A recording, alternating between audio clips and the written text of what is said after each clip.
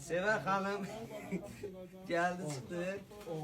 Çok kayıtlara baktık. Vapşim orada söz atırdı ki Teşhir Royal her desin. Vapşim ben gelirim. Biri yine dememişti. Ya. Yine hoş geldin. Express'te bizim bilirsiniz ki kişi giyimleri buradadır. Yani ilk Azerbaycan'ın en güçlü ucuzluq yaradan, yani ucuzluğun yaranma sebebi Azerbaycan'da bu mağazadan başladı, Express'ten. Şimdi bunu demeye ihtiyaç yoktur. Bəzilərinin qızıq olub orada yazırdı. Qaqa falan ucuzluq olanda sen yoktuydun. Yok. Sexin kurtkaların misal üçün sizə satırdılar 65 manatdan. Mən getdim Türk'ün peşinin kurtkalarını 25 manatdan mod saldım Bakıda. Həmin baha aldılar bizi, faktla, subutla.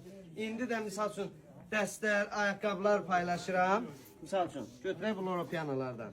İndi deyəsən ki, qaqa 13 manatlıq nə olacaq? 13 manatlıqla sən o 25-30 manat, 35 manat aldın, gəl görək bununla o fərqi nədir? Gəl araşdır.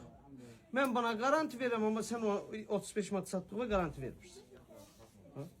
Burada nəyə görə ucuz başa gəlir? Bunu heç o ayaqqabı tikənlər belə bunun sırrını tapa bilməz. Mən bu rezinin içindən nə hoqqadan çıxıram, bunun heç onlar da fərqinə var.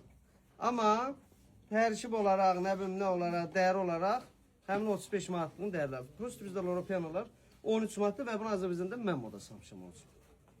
İndi əlində 3 kilə qalan 1 manata da qoyar, 5 manata da qoyar, amma hər gün topa bunlardan gətiririk.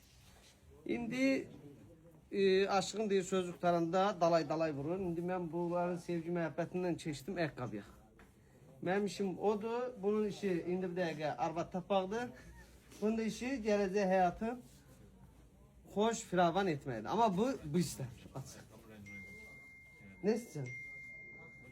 O qədər mədəni, o qədər tərbiyəli, o qədər stoykalı durursun ki, qıraqdan baxan elə bilər, ne gözəl, sağ. Paltarımızın da aşağı. Sağ olun var mı?